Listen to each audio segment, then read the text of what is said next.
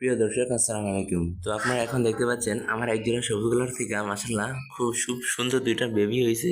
খুবই সুন্দর মাশাল্লাহ, দেখার মতো। তো খুবই সুন্দর মাশাল্লাহ, বাচ্চাগুলা অনেক বড় হয়ে যেতেছে। সব ফুটছে আর কি।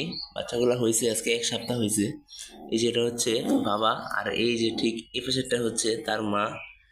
অনেক বড় সাইজ মাটিটা। আর এই যে এই পাশেরটা হচ্ছে নর।